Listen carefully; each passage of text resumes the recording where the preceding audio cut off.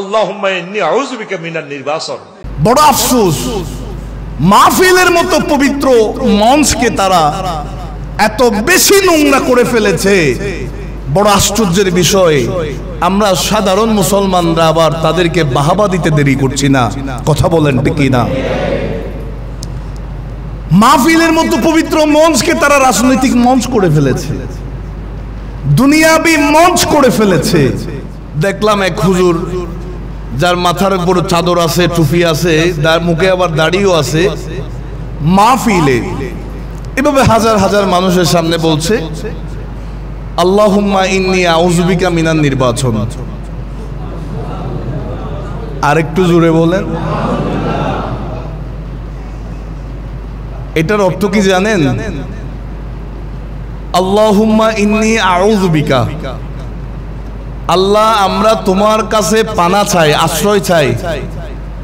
মিনান নির্বাচন, নির্বাচন এটা একটা বাংলা শব্দ, আমরা নির্বাচন থেকে পানা চাই। নাউজুবিল্লাহ সবাই বলছে না, মানুষদেরকে বলতেছে এটা প্রত্যেক দিন 7 বার করে পড়বা, সকাল সন্ধ্যা কয়বার করে। আমি দেখা মাত্র আশ্চর্য হয়ে গেছি। এরপরে আরেকটা দোয়া শিখাই দিচ্ছে যে সবাই আমার সাথে সাথে পড়ো, এভাবে বলতেছে আল্লাহুম্মা ইন্নী আসআলুকা সংস্কার। নাউজুবিল্লাহ সবাই বলছে না? অর্থাৎ আল্লাহুম্মা ইন্নী আসআলুকা, আল্লাহ তুমি সাহায্য করো সংস্কার, সংস্কারের জন্য। সংস্কার, নির্বাচন, এগুলা কি আরবি শব্দ না বাংলা শব্দ? আমি ওই কথা নিয়ে চিন্তা করছি, এই হুজুর যে এগুলা বলছে, এটার চাইতে ওখানে যে শত হোক হাজার হোক মানুষ আছে, বিবেকবান কি একটা মানুষও ছিল না? কথা বলেন ঠিক না? এর কথা ধরে সবাই হাসতেছে। হ্যাঁ, যদি বলতো নির্বাচন শব্দের আরবি হচ্ছে ইন্তেখাব, যদি বলতো আল্লাহুম্মা ইন্নী আউযু বিকা মিনাল ইন্তেখাব, তাহলে বুঝতাম এই হুজুরে যা বলতেছে হয়তো এ মনের দুঃখে বলতেছে আল্লাহ আমি নির্বাচন থেকে ফানা চাই। যদি বলতো সংস্কার শব্দের অর্থ হচ্ছে ইসলাহ, যদি বলতো আল্লাহুম্মা ইন্না আসআলুকা ইসলাহ, তাহলে বুঝতাম হুজুরের ভিতরে কিছু কম ক্যাপিটাল আছে। আফসোসের এই সময়, বড় আফসোস, মাহফিলের মতো পবিত্র মঞ্চকে তারা এত বেশি নোংরা করে ফেলেছে। বড় আশ্চর্যের বিষয়, আমরা সাধারণ মুসলমানরা আবার তাদেরকে বাহাবা দিতে দেরি করছি না। কথা বলেন ঠিক না? মাহফিলের মতো পবিত্র মঞ্চকে তারা রাজনৈতিক মঞ্চ করে ফেলেছে, দুনিয়াবি মঞ্চ করে ফেলেছে। ইয়া রাসূলুল্লাহ ইয়া হাবিবাল্লাহ ইয়া রাসূলুল্লাহ ইয়া হাবিব, একবার দেখা দাও যদি ও গো কমলিওয়ালা, একবার দেখা দাও যদি স্বপ্নে রাত্রি বেলা, হাসি মুখে পড়াবো তোমায় হাজার ফুলের মালা, ইয়া রাসূলুল্লাহ বল্লাহ ইয়া রাসূলুল্লাহ,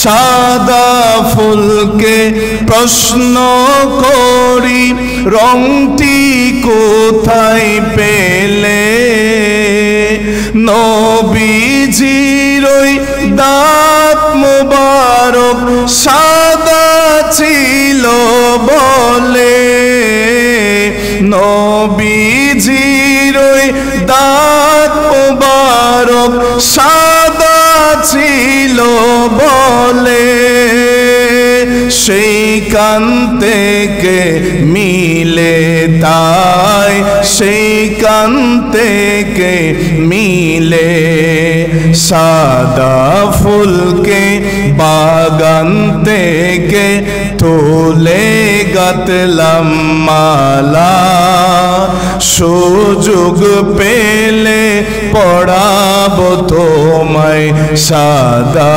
ফুলের মালা ইয়া রাসূলুল্লাহ বল্লা ইয়া রাসূলুল্লাহ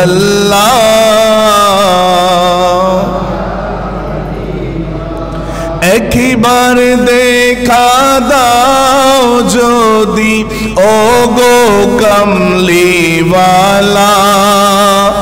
একবার দেখা দাও যদি স্বপ্নে রাত্রি বেলা হাসি মুখে পড়াবো তোমায় হাজার ফুলের মালা ইয়া রাসূলুল্লাহ ইয়া হাবিবাল্লাহ ইয়া রাসূলুল্লাহ ইয়া হাবিবাল্লাহ সকলেই বলি সাল্লাল্লাহু আলাইহি ওয়াসাল্লাম। উপস্থিত চট্টগ্রামের ঐতিহ্যবাহী মসজিদে বাইতুল কুদস দারুল হুদা দরবারে গৌসিয়া শরীফের সম্মানিত মুসল্লিন ইকরাম মুরব্বিন আযম মাইকের আওয়াজ যতটুকু যাচ্ছে পর্দানসীন মা বোনেরা সকলকে আমি আবারও আন্তরিক সালাম জানাচ্ছি। আসসালামু আলাইকুম ওয়া রাহমাতুল্লাহ। মহান রবের দরবারে শুকর আদায় করি যে আল্লাহ রাব্বুল আলামিন আমাদের সকলকে পবিত্র জুমার দিন জুমার নামাজ আদায়ের লক্ষ্যে আল্লাহর ঘর মসজিদে আসার তৌফিক দিলেন। শুকরিয়ার নিয়তে সকলে একই সাথে মহব্বতে বলি আলহামদুলিল্লাহ। অসংখ্য অগণিত বেহদ বেসমার দরুদ প্রেরণ করি আল্লাহর প্রিয় হাবিব সরকারে দো জাহান রহমাতাল্লিল আলামিন নবী মুহাম্মদুর রাসূলুল্লাহ সাল্লাল্লাহু আলাইহি ওয়াসাল্লামের নূরানি কদমে লাখো কোটি সালামি পেশ করছি হুজুর কিবলায়ে আলম হুজুর হাদিয়ে জামান হুজুর কিবলার নূরানি কদমে। সম্মানিত উপস্থিতি, কোরআনুল কারীমের সূরাতুল মুমিন এর 17 নম্বর আয়াতে কারীমা আমি তেলাওয়াত করেছি। একই নামে আরো একটি সূরা আছে যেটার নাম হচ্ছে মুমিনুন। আমি যে সূরা থেকে আয়াত তেলাওয়াত করেছি সেই সূরার নাম হচ্ছে সূরা মুমিন। আল্লাহ তাআলা বলেন আল ইয়াউমা তুজজা কুল্লু নাফসিম বিমা কাসাবাত। আজ প্রত্যেককেই তাদের কৃতকর্মের ফল দেওয়া হবে, রেজাল্ট দেওয়া হবে। আল্লাহ তাআলা ওই দিনের কথা স্মরণ করে দিয়েছেন।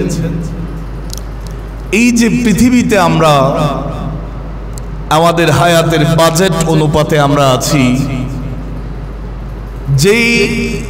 যেই কর্ম করুক, যা কিছু আমল করুক, ভালো হোক মন্দ হোক, আল্লাহ বলেন প্রত্যেককেই তাদের সেই কৃতকর্মের ফল আল্লাহ তাআলা দিয়ে দিবেন। লা যুলমাল ইয়াউম, আল্লাহ বলেন আজ কোন প্রকারের জুলুম হবে না। সুবহানাল্লাহ বলেন কোন জুলুম হবে না। ইন্নাল্লাহা সারিউল হিসাব,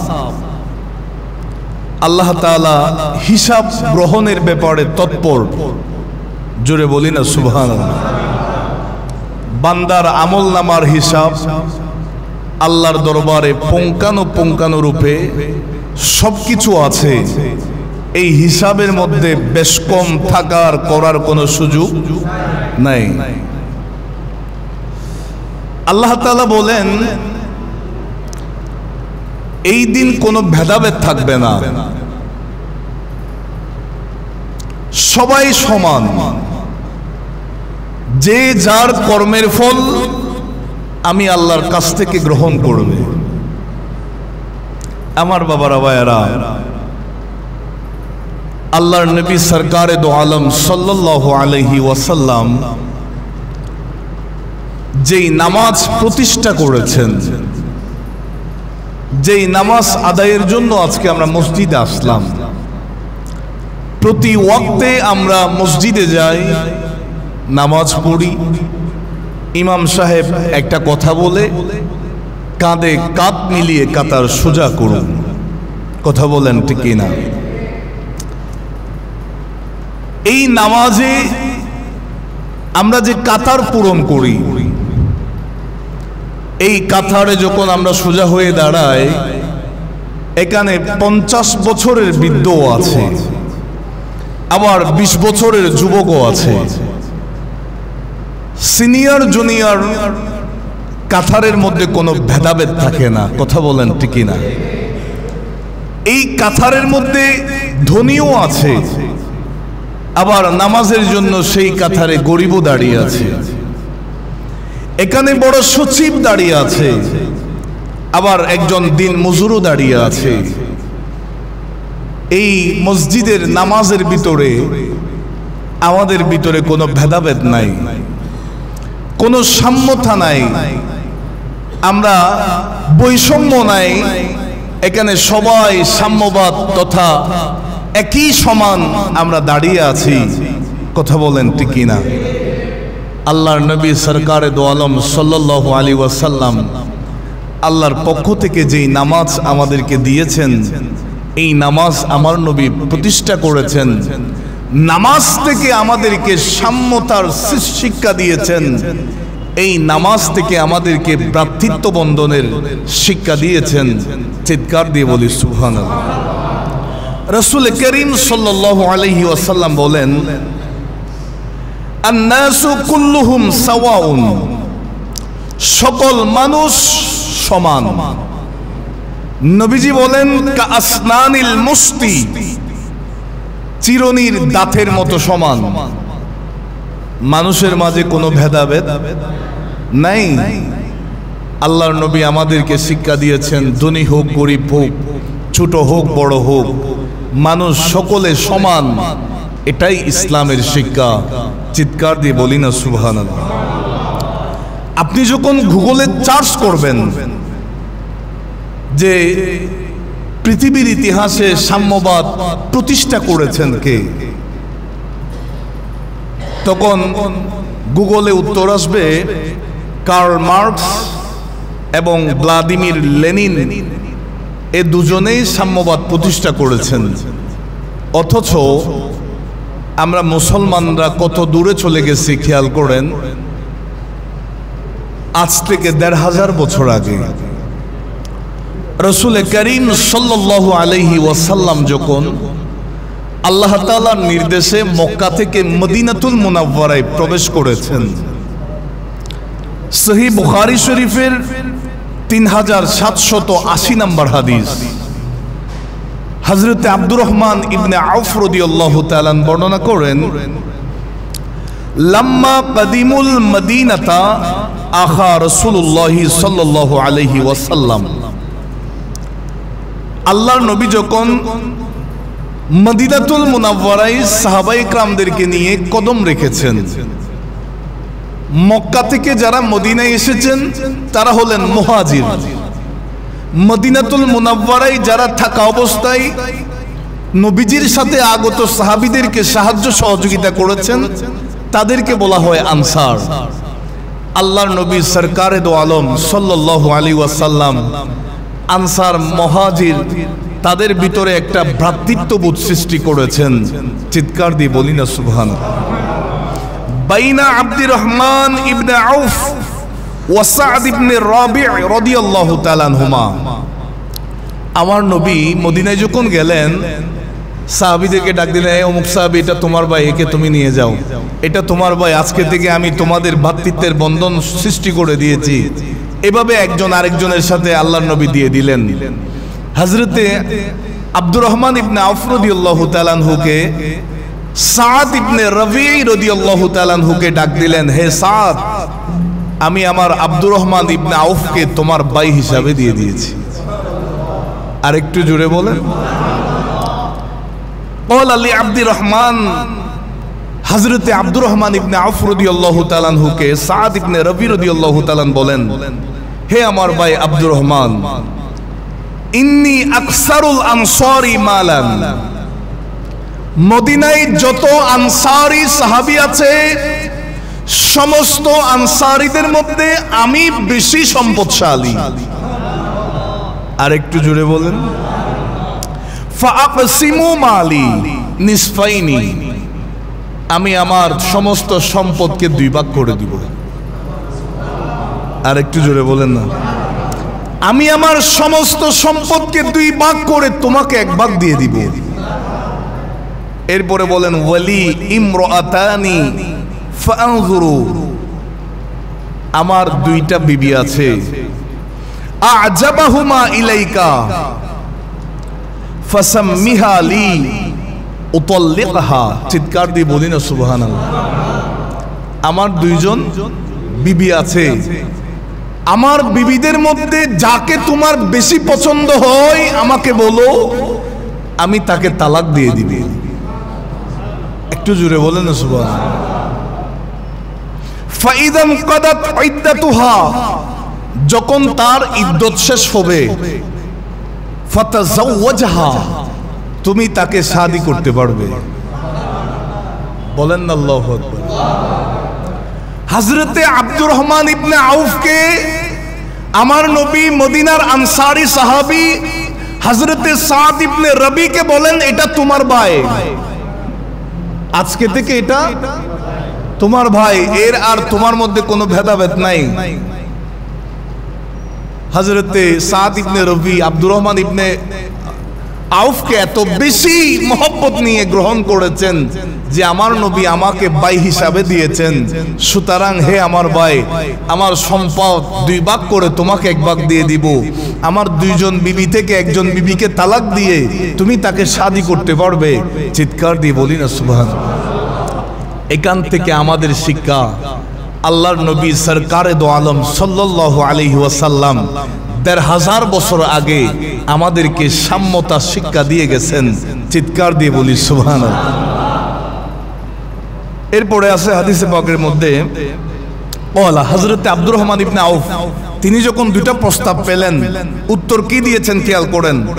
বারাকাল্লাহু লাকা ফি আহলিকা ওয়া মালিকা, আল্লাহ তাআলা তোমার সম্পদের উপর, তোমার পরিবারের উপর রহমত বরকত দান করুন।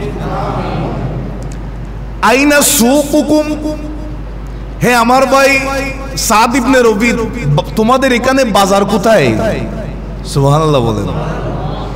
ফাদাল্লুহু আলা সুকি বনি কাইনুকা, হযরতে আব্দুর রহমান ইবনে আউফ রাদিয়াল্লাহু তাআলা আনহুকে বনি কাইনুকা বাজারটা দেখিয়ে দিলেন।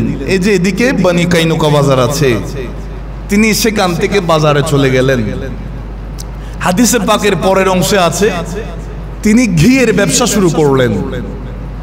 এভাবে তিনি হযরতে সাদ ইবনে রবির সম্পদও নেন নাই, স্ত্রীকেও আর তালাক দিতে দেন নাই। তিনি ঘিয়ের ব্যবসা শুরু করলেন বাজারে গিয়ে। হযরতে আব্দুর রহমান ইবনে আউফ রাদিয়াল্লাহু তাআলা তিনিও এভাবে ব্যবসা করতে করতে বিশাল অঙ্কের সম্পদের মালিক হয়ে যান। জোরে বলিস, আর একটু জোরে বলেন।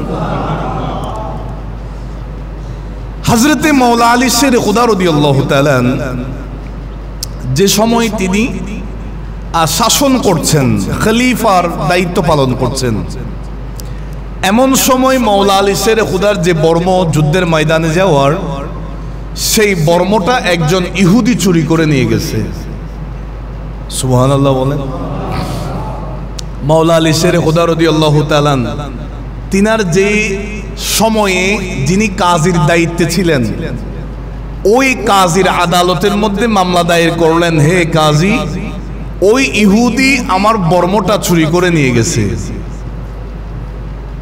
প্রধানমন্ত্রী আদালতের মধ্যে মামলা করেছেন, অমুকে আমার বর্মটা চুরি করে নিয়ে গেছে। এটা আশ্চর্যের বিষয় না? তিনাদের খেলাফত, তিনাদের প্রশাসন, তিনাদের সিস্টেম পরিচালনা আর বর্তমান সময়ের পরিচালনা, এটা আসমান আর জমিন তফাৎ। কথা বলেন ঠিক কিনা? এখানে কি লুকোচুরি করার কোনো বিষয় আছে? আমি যদি বলি যে বর্তমান যে সময়টা যাচ্ছে, মাওলা আলী শের খুদা যেভাবে রাষ্ট্র পরিচালনা করছে বর্তমানে সেভাবে চলতেছে, এটা মিথ্যা কথা হবে না? কাউকে খুশি করার জন্য মিথ্যা বলা, হয়তো আমি মিথ্যা বলে দুনিয়ার কোনো আমার নেতাকে খুশি করব, দুনিয়ার কোন শাসককে খুশি করব, ওয়াল্লাহি আল্লাহর কসম করে বলি, আল্লাহর আদালতের মধ্যে একটা জবাবদিহিতার সিস্টেম আছে। কথা বলেন ঠিক কিনা? হযরতে মাওলা আলী শেরে খুদা রাদিয়াল্লাহু তাআলা যখন ওই কাজীর আদালতে যখন মামলা দায়ের করলেন, এই ইহুদি আমার এই বর্মটা চুরি করে নিয়ে গেছে, আমার বাবারা ভাইরা, আদালতের মধ্যে মাওলা আলী শেরে খুদাও আছেন, ওই ইহুদি জিনাকে চোর সাব্যস্ত করা হয়েছে তিনিও আছেন। কাজী বলছেন, ওগো আমাদের খলিফা মাওলা আলী শেরে খুদা রাদিয়াল্লাহু তাআলা, আপনি যে মামলা করেছেন ইনি আপনার বর্মটা চুরি করে নিয়ে গেছে, এর কোন সাক্ষী আছে কিনা? কারণ রায়টা যদি আপনার দিকে দিতে হয় তাইলে দুইজন সাক্ষীর প্রয়োজন আছে। আমার বাবারা ভাইয়ারা, হযরতে মাওলা আলী শেরে খুদা রাদিয়াল্লাহু তাআলা নিজের বড় সন্তান হযরতে ইমামে হাসান রাদিয়াল্লাহু তাআলা হুকে আনলেন এবং নিজের একজন গোলামকে নিয়ে আসলেন। এই দুইজন আমার পক্ষে সাক্ষী দিবে। হযরতে মাওলা আলী শেরে খুদাকে ওই আদালতের যিনি বিচারক, যিনি কাজীর দায়িত্বে আছেন, তিনি বলেন, ওগো আমাদের খলিফা, আপনি আমাকে ক্ষমা করবেন, আমার এই আদালতের মধ্যে স্বজনের কোনো সাক্ষী গ্রহণ করা যাবে না, স্বজনের কোনো সাক্ষী গ্রহণযোগ্য হবে না, সুতরাং এই মামলাটা নাকচ করে দিলাম, এই মামলাটা ডিসমিস করে দিলাম। ওই ইহুদি ঘটনাটা দেখে আশ্চর্য হয়ে গেল। সেই বলছে, মাওলা আলী শেরে খুদা রাদিয়াল্লাহু তাআলা যিনি খলিফার দায়িত্ব পালন করছেন, একজন প্রধানমন্ত্রী হওয়া সত্ত্বেও তিনার সেই আমলের সময়ে বিচারের দায়িত্বের মধ্যে যিনি আছেন, বিচারকের দায়িত্বে যিনি আছেন, তিনি কোনো ভেদাভেদ করেন নাই, বৈষম্য করেন নাই। আমি যদিও বা একজন ইহুদি, তিনি তো একজন মুসলমান, এই দুইয়ের মাঝে কোনো ভেদাভেদ দেখান নাই। তিনি বুঝতে পেরেছেন এই ধর্মের মধ্যে কোনো দুই নাম্বারই নাই, কোনো মিথ্যা নাই। আমার বাবারা ভাইয়ারা, এই মুহূর্তের মধ্যে এই সততার পরিচয়টা পেয়ে ওই ইহুদি মাওলা আলী শেরে খুদার কদমের মধ্যে ঝুঁকে পড়লেন। ওগো মাওলা আলী শেরে খুদা, আমি বড় বেয়াদবি করে ফেলেছি, আপনার বর্মটা আমি নিজেই চুরি করেছি, আমি আপনার কাছে ক্ষমা চাচ্ছি, আপনার জবানে কলমা পড়ে ইমানদার হয়ে যেতে চাই। আরো জোরে বলেন। আমার বাবারা ভাইয়ারা, মাওলা আলী শেরে খুদাকে তো আমরা কম বেশি চিনি জানি, জিনার ব্যাপারে আল্লাহর নবী সরকারে দো আলম সাল্লাল্লাহু আলাইহি ওয়াসাল্লাম ওই মক্কা থেকে মদিনায় যখন গেলেন, আমার নবী একজন আরেকজনকে এইভাবে, এটা তোমার ভাই, এ তোমার ভাই, একে তুমি তোমার ঘরে নিয়ে যাও, এইভাবে সাহাবীদেরকে যখন বন্টন করে দিচ্ছেন, শেষ পর্যায়ে হযরতে মাওলা আলী শেরে খুদা অবশিষ্ট ছিলেন, আর কেউ ছিলেন না। আমার নবী বলেন, ও আলী, টেনশন করার দরকার নাই, আনতা আখি ফিদ দুনিয়া ওয়াল আখিরা, দুনিয়া এবং আখিরাতে তুমি আলী আমি রাসূলুল্লাহর ভাই হিসাবে থাকবা। জোরে বলেন, আরো জোরে বলেন। আমার বাবারা ভাইরা, মক্কার বড় বড় কুরাইশের নেতারা গল্প আড্ডার মধ্যে আছে, তাদের একটু পাশেই হযরতে মাওলা আলী শেরে খুদা রাদিয়াল্লাহু তাআলা বসা আছেন। ওই কাফের মুশরিক নেতাদের কাছে একজন ভিক্ষুক এসেছে, হে কুরাইশের বড় বড় লিডাররা, নেতারা, আমাকে একটু ভিক্ষা দেন। ওই কুরাইশের নেতারা আড্ডা করছে, গল্প করছে। তারা রসিকতার ছলে ওই ভিক্ষুককে মওলা আলী শেরে খুদাকে দেখিয়ে দিয়েছেন, যাও তিনার কাছে ভিক্ষা চাও। নাউজুবিল্লাহ বলেন। অথচ হযরতে মওলা আলী শেরে খুদার কাছে কোনো টাকা পয়সা নাই, এটা এরা জানে। অসম্মান করার জন্য ওই ভিক্ষুকটা মওলা আলী শেরে খুদা রাদিয়াল্লাহু তাআলা আনহুকে তেমন চিনতেন না। ওই কাফের মুশরিক নেতাদের কথা শুনে মওলা আলী শেরে খুদার কাছে গেলেন, হুজুর আপনার কাছে এসেছি, আপনি আমাকে কিছু সাহায্য করুন। আর একটু জোরে বলেন। পকেটের মধ্যে কোনো টাকা নাই, পয়সা নাই, কোনো স্বর্ণ মুদ্রা নাই। মওলা আলী শেরে খুদা বুঝতে পেরেছেন ওই কাফের মুশরিক নেতারা ঠাট্টার চলে আমার কাছে পাঠিয়েছে। মওলা আলী শেরে খুদা রাদিয়াল্লাহু তাআলা ওই ভিক্ষুককে ফেরত দেন নাই, পাঠিয়ে দেন নাই, বলে যে তোমার হাতটা দাও। ওই ভিক্ষুকটা হাত দিয়েছেন। হযরতে মওলা আলী শেরে খুদা রাদিয়াল্লাহু তাআলা আল্লাহর নবীর উপর দরুদ পড়ে ওই হাতের উপর ফুঁক দিয়েছেন, দম দিয়েছেন। এবার মুষ্টিটা বন্ধ করো। ওই ভিক্ষুক মুষ্টিটা বন্ধ করেছে। যাও এবার কাফের মুশরিকদের সামনে গিয়ে মুষ্টিটা খোলো। আমার বাবারা ভাইয়ারা, ওই ভিক্ষুকটা আল্লাহর নবীর আহলে বাইত রাসূলের সদস্য হযরতে মাওলা আলী শেরে খুদা রাদিয়াল্লাহু তাআলা আনহুর কথা মোতাবেক মক্কার কাফের মুশরিক নেতাদের সামনে এই মুষ্টিটা যখন খুলেছে, মাওলা আলীর ফুয়ের মাধ্যমে ওই মুষ্টির ভিতরে মণিমুক্তা দেখা গিয়েছে। বলেন না আল্লাহু আকবার। মাওলা আলী শেরে খুদা ফু দিয়েছেন, দম দিয়েছেন, যাও তাদের সামনে কুলো।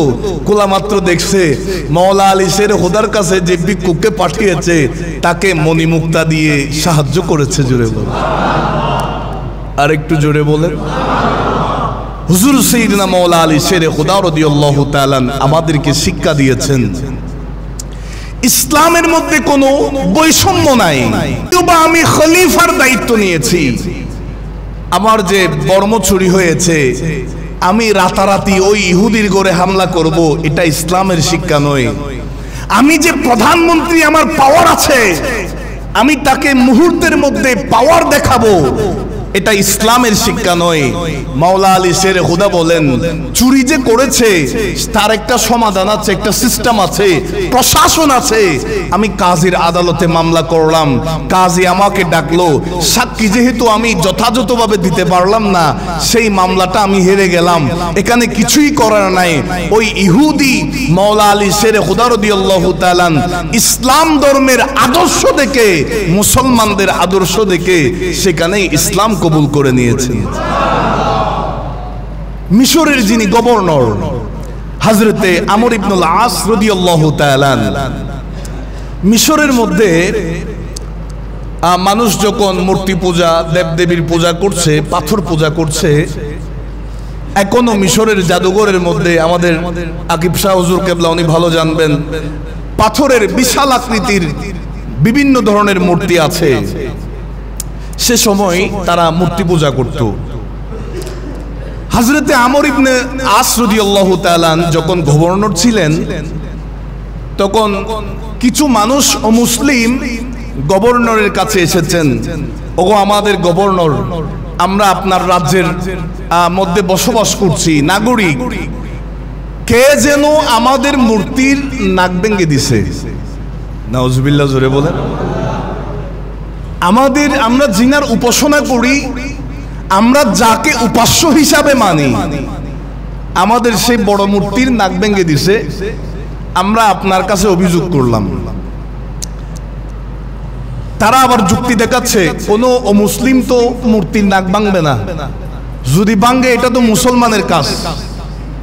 তখন আমর ইবনুল আস রাদিয়াল্লাহু তাআলা তিনাদেরকে বলছেন, দেখো আমাদের ধর্মে তো উপাসনা করার জন্য কোনো মূর্তি নাই। আরেকটু জোরে বলেন। আমাদের ধর্মে কোনো দেবদেবীর সিস্টেম নাই, আমরা তো এক আল্লাহর ইবাদত করি। তোমরা যেহেতু মুসলিম, তোমরা একটা বিচার নিয়ে এসেছো, আমাদের ইসলামে বৈষম্য নাই, কে মুসলমান কে অমুসলিম, বিচার মুসলমানের পক্ষে হবে যদিও বা অপরাধ করেছে, এই ধরনের কোন সিস্টেম আমাদের ধর্মে নাই। তবে আমি তোমাদেরকে বলছি, আমি একজন মুসলমানদের লিডার হিসাবে, মুসলিমদের নেতা হিসাবে নাও আমার তলোয়ারটা নাও, যেহেতু তারা তোমাদের মূর্তির নাক ভেঙে দিয়েছে, এই তলোয়ার নিয়ে তোমরা আমার নাকটা কেটে দাও। বলেন না আল্লাহু আকবার। হযরতে আমর ইবনুল আস রাদিয়াল্লাহু তাআলা আনহুর এই বিচারটা দেখে তারা আশ্চর্য হয়ে গেল, অবাক হয়ে গেল যে ইসলাম এই শিক্ষা দিয়েছে। মুহূর্তের মধ্যে সবাই আল্লাহর নবীর সাহাবীর জবানে কলমা পড়ে মুসলমান হয়ে গেছে। বলেন না আল্লাহু আকবার। আল্লাহ পাক আমাদের সকলকে বোঝার এবং আমল করার তৌফিক দান করুন।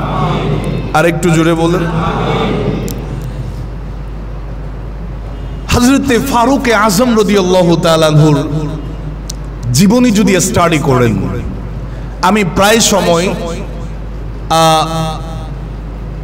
গত এক বছর নয়, যতদিন ধরে মাহফিল ওয়াজ মাহফিলের মধ্যে আছি, আমি একটা কথা বলি, আপনি যদি সুন্দরভাবে পরিবার পরিচালনা করতে চান, সমাজ পরিচালনা করতে চান, রাষ্ট্রের দায়িত্ব নিতে চান, আমি বলবো আপনাকে ফারুকে আজমের জীবনী স্টাডি করা লাগবে।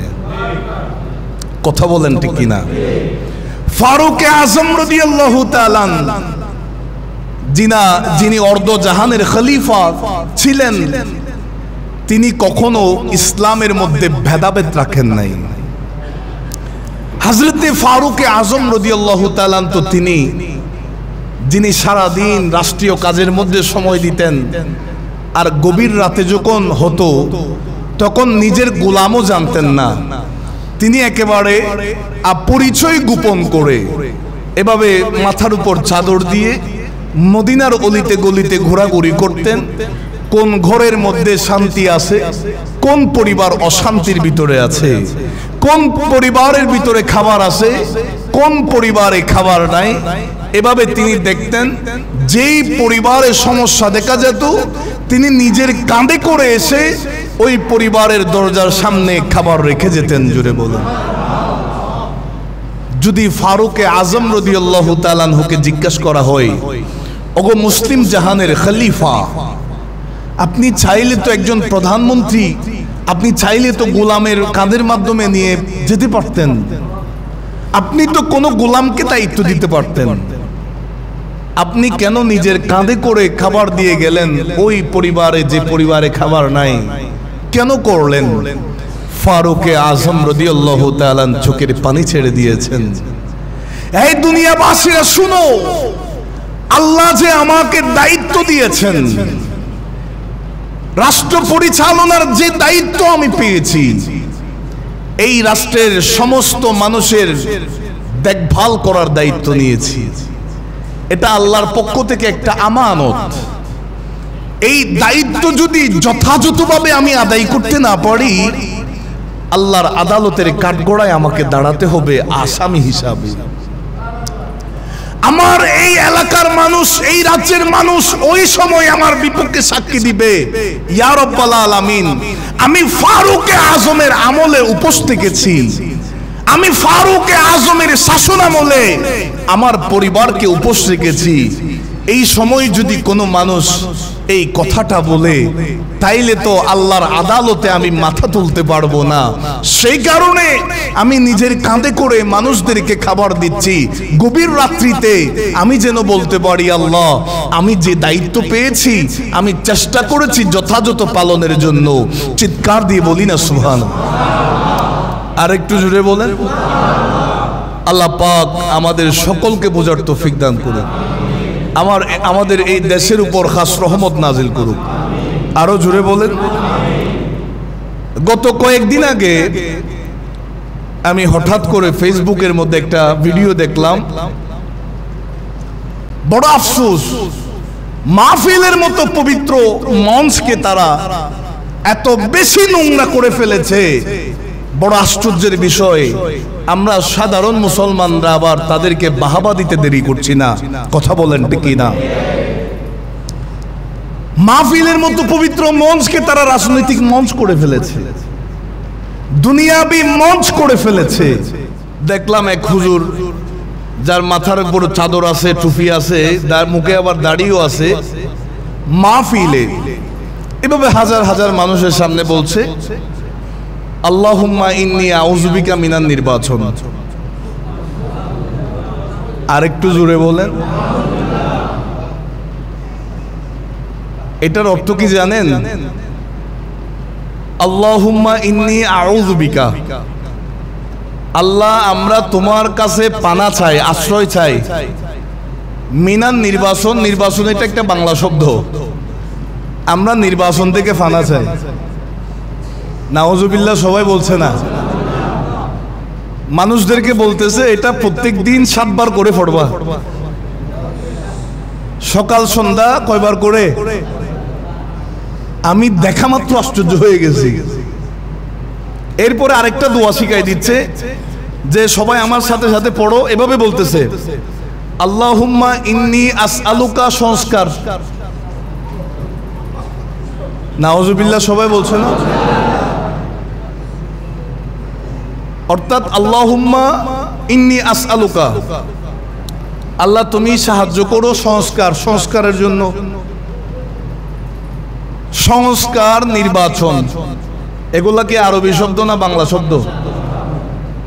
আমি ওই কথা নিয়ে চিন্তা করছি, এই হুজুর যে এগুলা বলছে, এটার চাইতে ওখানে যে শত হোক হাজার হোক মানুষ আছে, বিবেকবান কি একটা মানুষও ছিল না? কথা বলেন ঠিক না? এর কথা ধরে সবাই হাসতেছে। হ্যাঁ, যদি বলতো নির্বাচন শব্দের আরবি হচ্ছে ইন্তেখাব, যদি বলতো আল্লাহুম্মা ইন্নী আউযু বিকা মিনাল ইন্তেখাব, তাহলে বুঝতাম এই হুজুরে যা বলতেছে হয়তো এ মনের দুঃখে বলতেছে আল্লাহ আমি নির্বাচন থেকে ফানা চাই। যদি বলতো সংস্কার শব্দের অর্থ হচ্ছে ইসলাহ, যদি বলতো আল্লাহুম্মা ইন্না আসআলুকা ইসলাহ, তাহলে বুঝতাম হুজুরের ভিতরে কিছু কম ক্যাপিটাল আছে। আফসোসের এই সময়, বড় আফসোস, মাহফিলের মতো পবিত্র মঞ্চকে তারা এত বেশি নোংরা করে ফেলেছে। বড় আশ্চর্যের বিষয়, আমরা সাধারণ মুসলমানরা আবার তাদেরকে বাহাবা দিতে দেরি করছি না। কথা বলেন ঠিক না? মাহফিলের মতো পবিত্র মঞ্চকে তারা রাজনৈতিক মঞ্চ করে ফেলেছে, দুনিয়াবি মঞ্চ করে ফেলেছে। আমি বলবো মাহফিলের মঞ্চকে রাজনৈতিক মঞ্চ নয়, রাজনীতিকের জন্য আলাদা মঞ্চ আছে। মাহফিল থাকবে কোরআন সুন্নাহর আলোকে কথা বলার। কথা বলেন ঠিক না? আল্লাহ পাক আমাদের সকলকে বোঝার এবং আমল করার তৌফিক দান করুন। আমি আল্লাহর কাছে দোয়া করব, এই দারুল হুদা দরবারে গৌসিয়া শরীফে আমরা আছি, এই পবিত্রতম স্থান যেখানে একজন আল্লাহর ওলি শুয়ে আছেন, যেই আল্লাহর ওলি এই জায়গাটাকে হুজুর গৌসুল আজম দস্তগীরের বাগান সাজিয়েছেন, যেখানে মসজিদ হয়েছে, খানেকা হয়েছে, মাজার আছে, মাদ্রাসা হয়েছে, এমন একটা পবিত্রতম জায়গা থেকে আল্লাহর কাছে আমরা দোয়া করি, আল্লাহ আমাদের এই দেশকে তুমি হেফাজত করো, আল্লাহ আমাদের দেশের মানুষকে তুমি হেফাজত করো। যেই আলেম নামে ভণ্ডাও যারা আছে, লেবাসদারি যারা আমাদের ঈমান হনন করার চেষ্টা চালাচ্ছে, আমাদেরকে মিসগাইড করছে, সময়ে অসময়ে মন গড়া কোরআন হাদিসের বাইরে কথা বলছে, সাধারণ ঈমানদারদের ঈমান কেড়ে নিচ্ছে, আল্লাহ ওই ধরনের খবিসদের থেকে আমাদেরকে হেফাজত করুন। আল্লাহ আমাদের ঈমান আকীদা হেফাজত করুন। আরো জোরে বলুন। আজকের আলোচনা থেকে আমাদের শিক্ষাটা নিতে হবে। আমি আবারও বলছি, শুরুতে যে কথাটা বলেছিলাম, এই যে মসজিদের কাতারে আমরা বসে গেলাম, এখানে 70 বছরের বৃদ্ধও আছে, আবার 30 বছরের যুবকও আছে, এখানে ধনীও আছে, গরিবও আছে, এখানে উচ্চ শিক্ষিত আছে, আবার নিম্ন শিক্ষিত ব্যক্তিও আছে। আমাদের ইসলাম বলছে এই ইসলামের মধ্যে কোনো ভেদাভেদ নাই। ইসলামের মধ্যে কোনো বৈষম্য নাই। সুতরাং আল্লাহর কাছে দোয়া করি, আল্লাহ আমাদেরকে অহংকার মুক্ত জীবন দান করো। নামাজে যেভাবে দাঁড়িয়েছি ধনী গরিব কোনো ভেদাভেদ রাখি নাই। নামাজে যেমনি দাঁড়িয়েছি বড় নিচু উঁচু কোনো ভেদাভেদ রাখি নাই। এখান থেকে বের হওয়ার পরেও আল্লাহ আমরা যেন বিনয়ী হয়ে থাকতে পারি, আমাদের মন যেন নরম হয়, আল্লাহ আমাদের হৃদয়টা যেন সব সময় নমনীয় থাকে। আল্লাহ আমাদেরকে সেই ধরনের জীবন দান করুন। আর একটু জোরে বলেন। আল্লাহর কাছে আমরা দোয়া করি, আল্লাহ আমাদেরকে অহংকার মুক্ত জীবন দান করুন। কারণ এই পৃথিবী আমাদের স্থায়ী নয়। আমি গত জুমায় একটু করে বলেছিলাম, এই পৃথিবী আমাদের স্থায়ী নয়। এই শরীরের মধ্যে রূহ যতক্ষণ আছে ততক্ষণ এই ব্যক্তি হিসাবে আমার আপনার দাম থাকবে। যতক্ষণ রূহ থাকবে ততক্ষণ আমাকে আপনাকে সকলেই সম্মান করবে, তাজিম করবে, ইজ্জত করবে। শরীর থেকে রূহ যখন চলে যাবে বলবে লাশ পচে যাওয়ার সম্ভাবনা আছে, তাড়াতাড়ি গোসল দেওয়াইয়া কাফন পরাইয়া জানাজা দিয়ে দাফনের ব্যবস্থা করো। কথা বলেন ঠিক না? এই রূহ যতক্ষণ থাকবে ততক্ষণ পরিচয় থাকবে। রূহ চলে যাওয়ার সাথে সাথে সবারই পরিচয় একটা, আমাদের পরিচয় থাকবে লাশ। কথা বলেন ঠিক না? আল্লাহর দরবারে ফরিয়াদ করি, আল্লাহ বর্তমান সময়টা খুবই কঠিন যাচ্ছে। এই যে মসজিদ থেকে বের হলাম, বাসায় যে যাব সেই নিরাপত্তাও আমার দেশে নাই। রাস্তায় যে বের হবেন সেই নিরাপত্তাও নাই। আল্লাহর কাছে দোয়া করি, আল্লাহ আমাদের এই দেশকে তুমি হেফাজত করো, আমাদের দেশকে তুমি শান্ত করে দাও, দেশের উপর প্রশান্তি দান করো। আল্লাহ তোমার খাস রহমত দান করো। রহমত ততক্ষণ থাকবে যতক্ষণ ওলি আল্লাহদের প্রতি ভালোবাসা মহব্বত অন্তরের ভিতরে থাকবে। কথা বলেন ঠিক না? কারণ এই দেশ কারো নিজের বাপদাতার বললে হবে না, এই দেশ আউলিয়া ইকরাম এর কাছ থেকে আমরা পেয়েছি।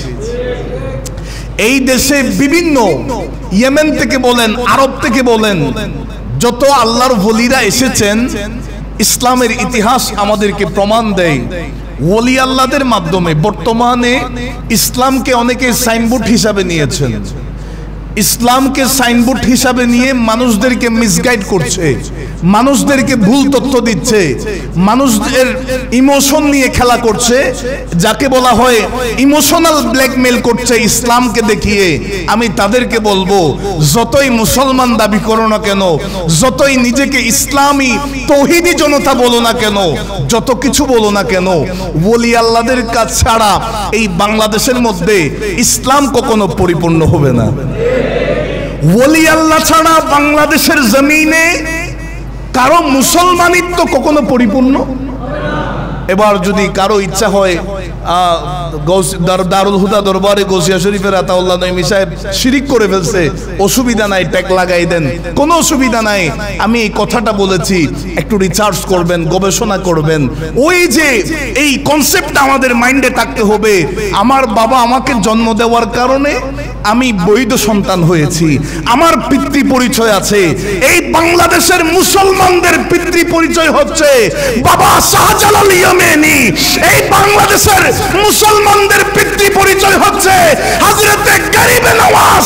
এই বাংলাদেশের মুসলমানদের পিতৃ পরিচয় হচ্ছে হযরতে বাদরাউলিয়া বাবা শাহে আমানত। কথা বলেন ঠিক না? পিতৃ পরিচয় থাকলে ততক্ষণ বৈধতা থাকবে। এই বাংলাদেশে মুসলমানদের পিতৃ পরিচয় হচ্ছে আল্লাহর ওলিরা। আল্লাহ আমাদেরকে বুঝার তৌফিক দান করুন। ওয়া আখির দাওয়ানা আলহামদুলিল্লাহি রাব্বিল আলামিন।